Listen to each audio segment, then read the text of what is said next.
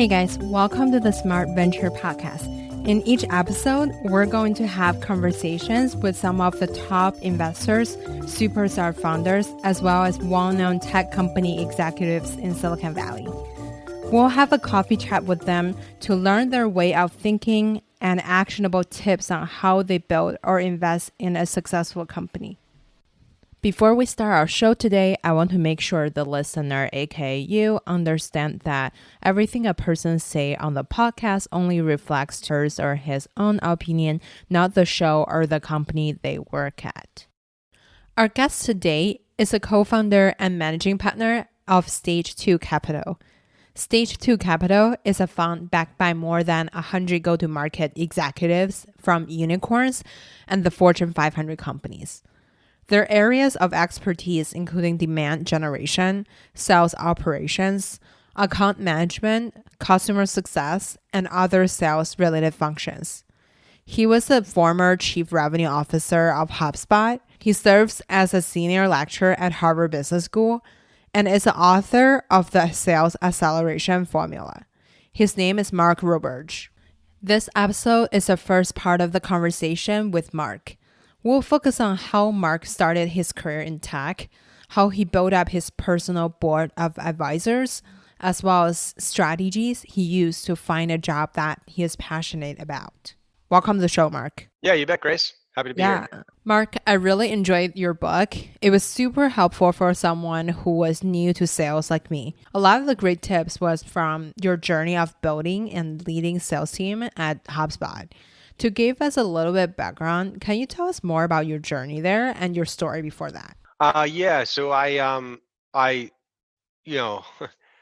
I studied engineering in school. I guess I was always like kind of good at math and was told to go in that direction. And then when I came out of school, my first job was at Accenture writing code. So actually, it was on the team that if you've ever sent a package with UPS and the tracking code, we wrote that stuff way back in like 1997 or something. I started as an engineer and a programmer, and then I was staffed. It's kind of interesting because when I came out of school in '98, entrepreneurship, the ecosystem was not what it is today. Like none of my friends were talking about being an entrepreneur. Like no one was talking about starting a company. It was like kind of just into that like .com buzz that was about to happen that like totally changed the accessibility of entrepreneurship. Probably like a year or two into my career, I was staffed at a startup by Accenture. And that's when I was like, oh my gosh, this is awesome. And I just fell in love with entrepreneurship and never looked back. I never worked for a big company again. I ended up in a startup down in the New York area. I ended up going to MIT for business school to study entrepreneurship and really solidify like my place in the ecosystem, I guess. And that's where I met, Brian and Dharmesh for HubSpot and kind of rolled into that and just landed in sales accidentally. Halligan, the CEO and founder of HubSpot, was sort of like, yeah, Mark, I'm glad you're helping us one day a week, but I really just need help with sales. And so that's how I kind of accidentally fell into the sales world. That's super cool. Like you said, that startup wasn't really the mainstream career back then.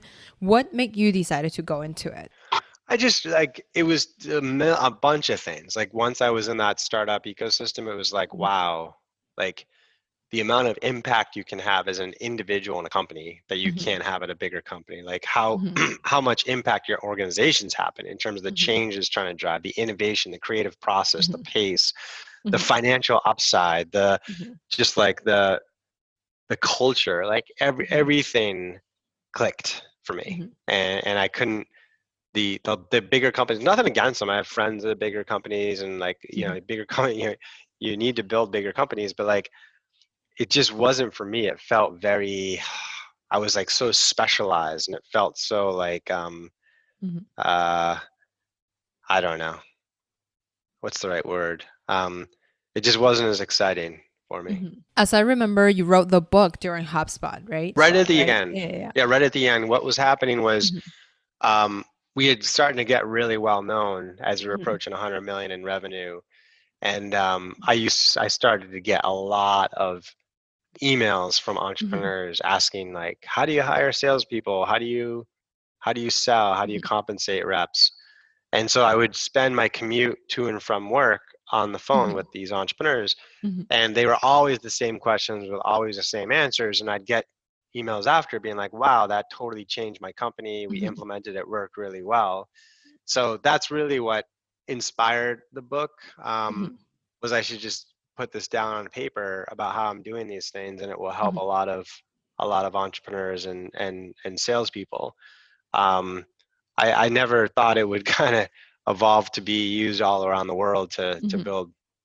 to build sales teams, and then that led to being recruited to Harvard to teach Mhm. to build out the courses in the MBA level.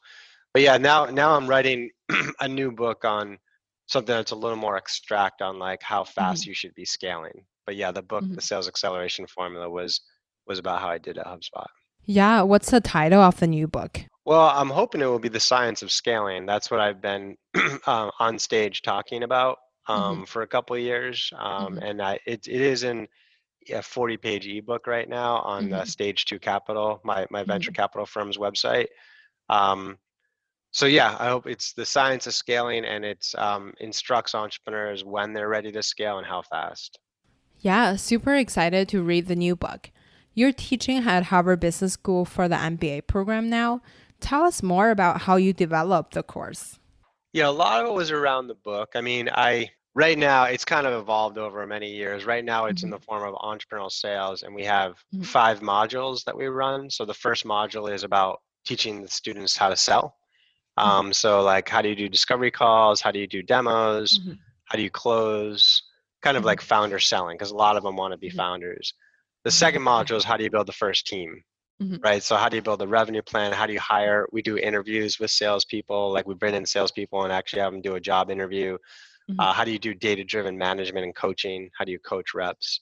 How do Mhm. you set up your first forecast, right? Mhm. Then we move into scaling the team, that Mhm. module, and that's like comp design, territory design, like having multiple channels to acquire customers, setting up a BDR team, setting up a CSM team, that kind of stuff. Then we do a fourth module on international sales. So we do Mhm. a case in Japan, Saudi Arabia, France, Mhm. and Brazil. Mhm. And then we end up with a module on um, uh, selling in non-sales roles. So if you're Mhm. a venture capital partner Mhm. and you need to win a deal, how do you do that? If Mhm. you're a management consultant at McKinsey and you're selling a big account, how do you do that? If you're a founder and you're raising money, how do you do that? So these are all Mhm. situations that require sales, but the Mhm. person's title is not sales, you know? Yeah, I think Um, the yeah. situation sales sounds super interesting. Would Yeah. love to, yeah, like would love to one day have you talk about it on the podcast or Yeah, for something. sure. For sure. A lot of our listeners are young VCs or founders trying to raise capital. They'd love to learn from you. You met the founder of HubSpot at MIT. You have a great sales executive network in Boston. How do you create a network for yourself? Who are your personal board of advisors? That's a good question. I guess I do have a board, I suppose. Um, so yeah, I like how you frame that with the board, your own personal board. Have you been talking about that a lot? That's a really cool concept. You're the first person I asked. Oh my Because gosh. Yeah, you gotta keep pushing on that. That's a very cool thing. You should write about that. yeah, so I was watching your talk the other day. I think Rich Miner, the founder of Android, hosted your talk at Google.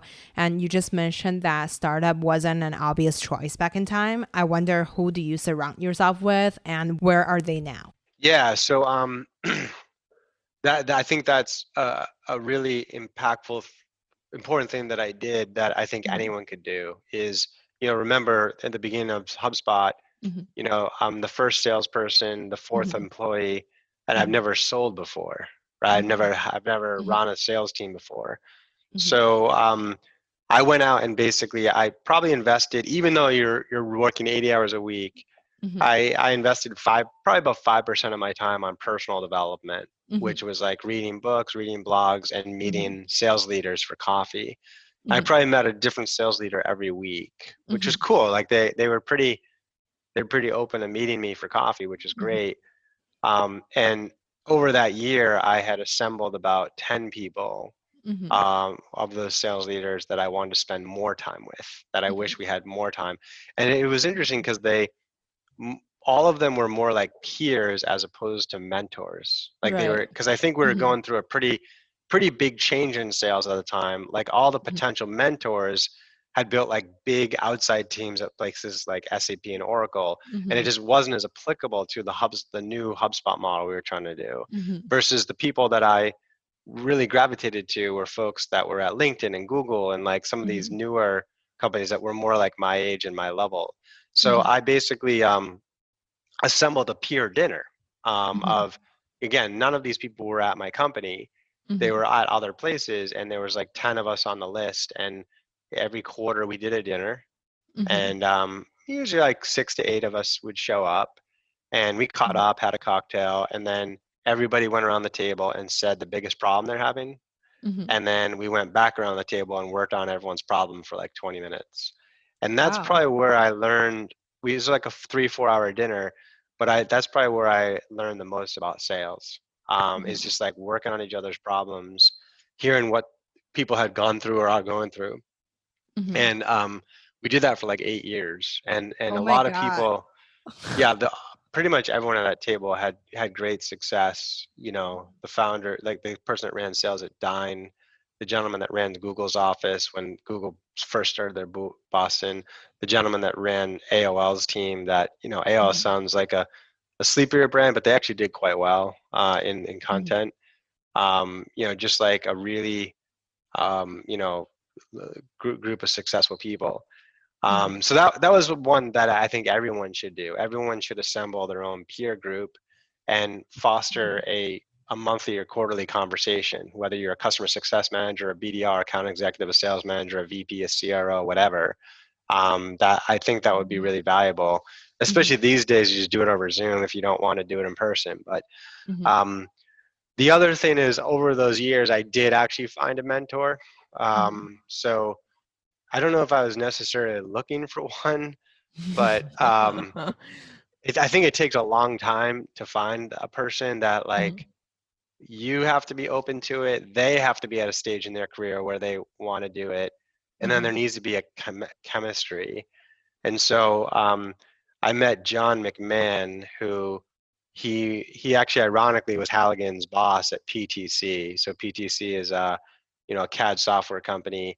Mm-hmm. He had scaled them as head of global sales from 100 million in revenue to 1 billion in revenue. So he had seen so much. And especially as we started to get to like 30, 50, 70 million, it was harder for me to see what challenges were ahead for me. And Mm-hmm. so I spent 4 hours a month with him. Like he would always come in to the office for half a day, and he just hammer away at what's going on. And I still have a really great relationship with him. Like he Mm-hmm. taught me a ton about sales. Um, and then yeah, so those were like the professional ones. Now all that's changed. I don't see the peer group as much anymore because they're all Mm-hmm. doing different things, and now I'm teaching and doing venture capital. I still work a little bit with my mentor John, but not as much in that way. I mean, Mm-hmm. that changed to like mentors and helping me teach at Harvard. I had Mm-hmm. a bunch of different teachers there, and now moving into more of the venture capital scene. And Mm-hmm. then just personally on my board, like the other big thing is personally, I've struggled in my life with anxiety over the years, like really debilitating. Mm-hmm. Um, and I take medication for it, which has like really helped me. And now it's in great control. My first bout was I was kind of involved in 9/11 down in New York, so that triggered initially. Um, but I also have a therapist that I've seen for like 10 years, so that's a very important Wow. member of my board. Mm-hmm. Is even when my life is going well, I'll still talk to my therapist like at least twice a month just to keep him up to speed with how things are going. So Mm-hmm. that's a key member of my board. Wow, that's so interesting. How do you find the therapist? That's great. Introduction from a good friend. I was going through a really rough time, and he was my friend's therapist. Nice. So yeah. And Actually, this is not the first time I heard about the peer group concept. When I was interviewing investors for my second book, people mentioned about the same concept. When you're putting together this group, how do you encourage people to consistently show up? Does a group member change over time? Oh, they can change. Yeah, you have to like, at least the way I did it, right? Mm-hmm. It was a list of between 10 and 15 people, Mm-hmm. and I would say like honestly, 8 was too many at the dinner, Mm-hmm. and 4 to 5 was perfect.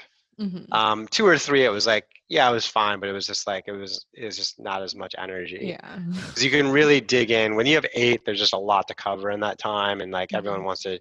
So that's just for that format, right? And so Mm-hmm. if you had 10 to 15 people on the list, you know, sales, you're always traveling and stuff, but I usually book them like 6 weeks out, right? Mm-hmm. So, and the fact that it was only happening once a quarter, people prioritized it. So if it was Mm-hmm. happening every week, I agree, it would have probably lost its steam.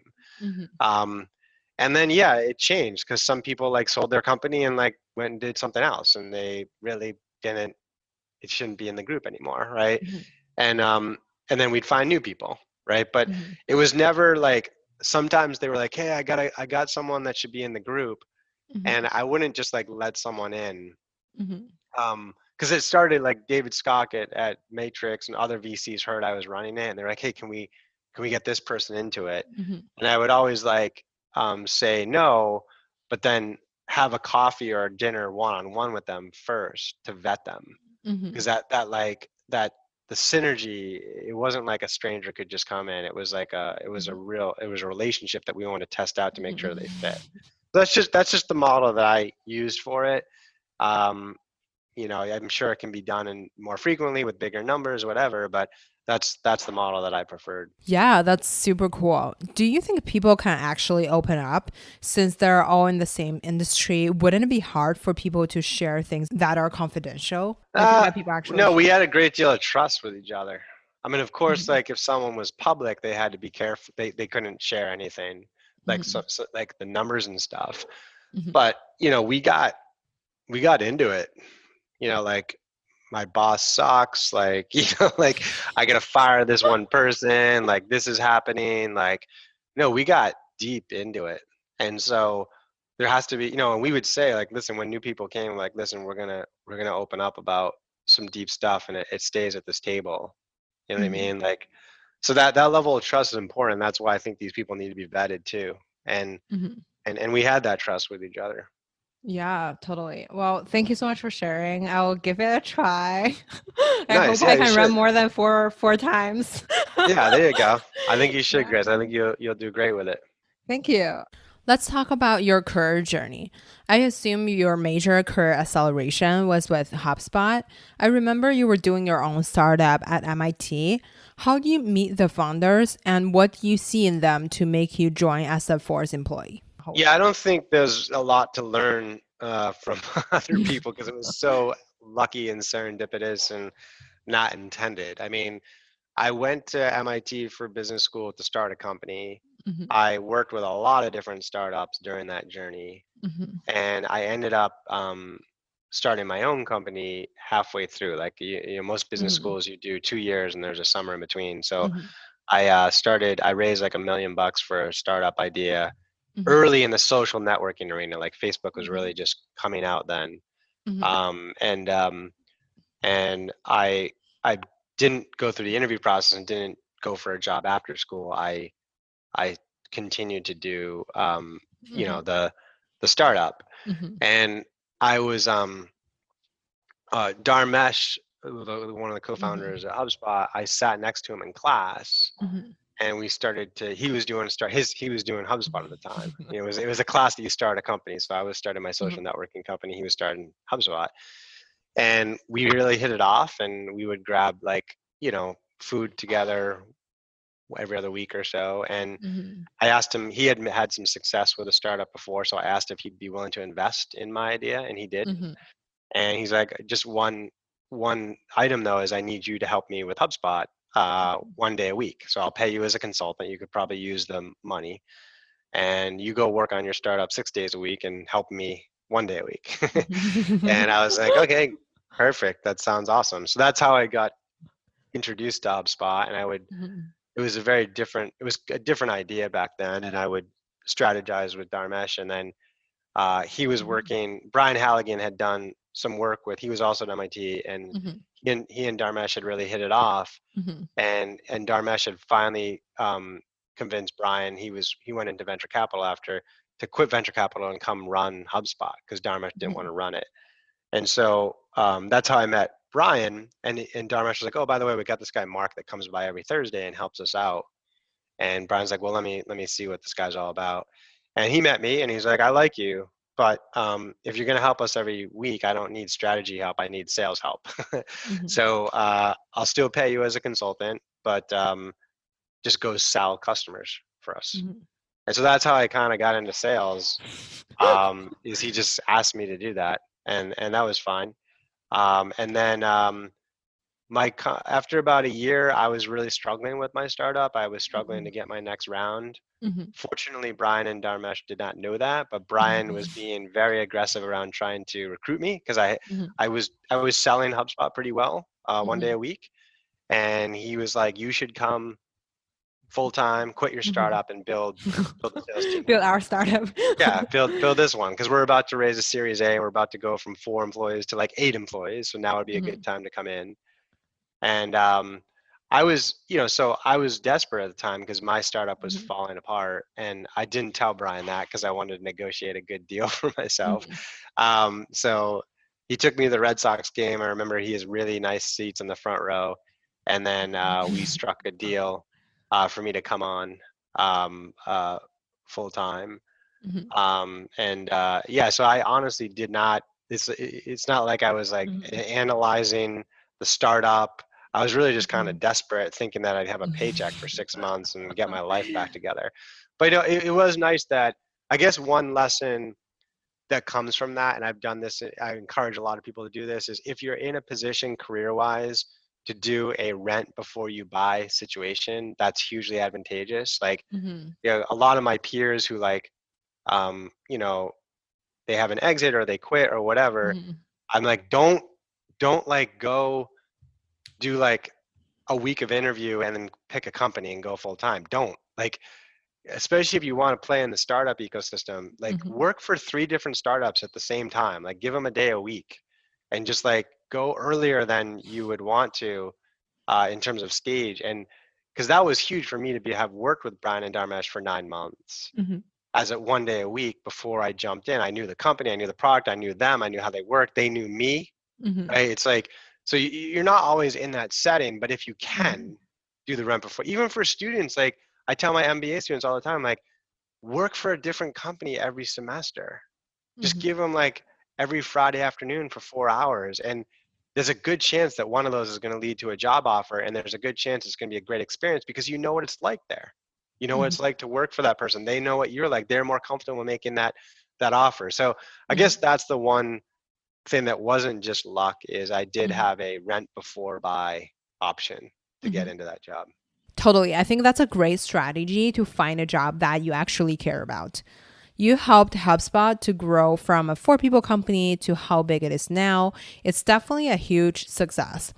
As an early hire, basically a founding team member, what are the different stages you went through to grow the team?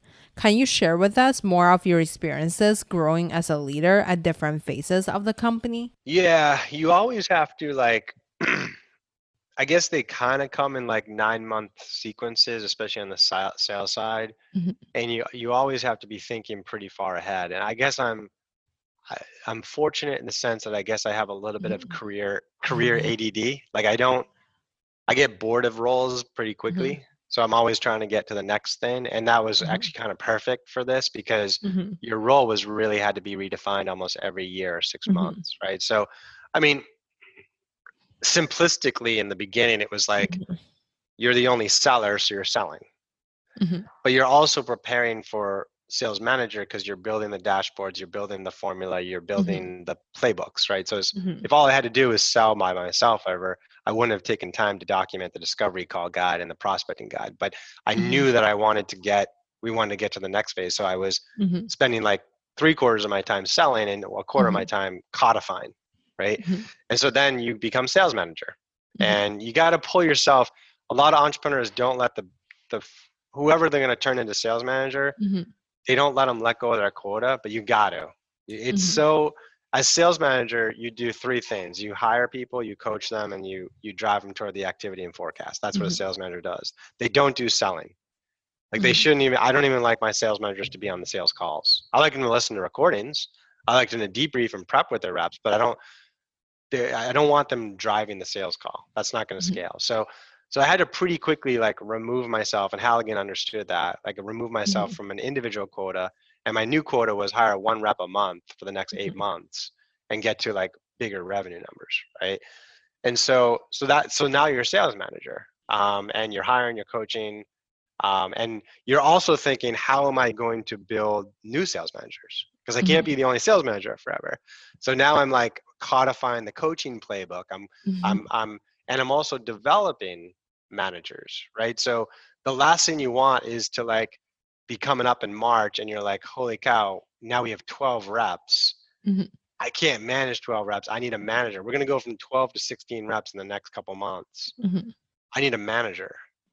You can't be like, who do I, like, you have to really prepare for that. You hopefully you have to be in a position where it's like you got 3 people trained and ready to go and you pick one, right? So what I did was I developed a management training program that was 9 months long, right? So it was like a lot of my reps would, and it wasn't a lot of work. I've written a blog article about it and it's in the book.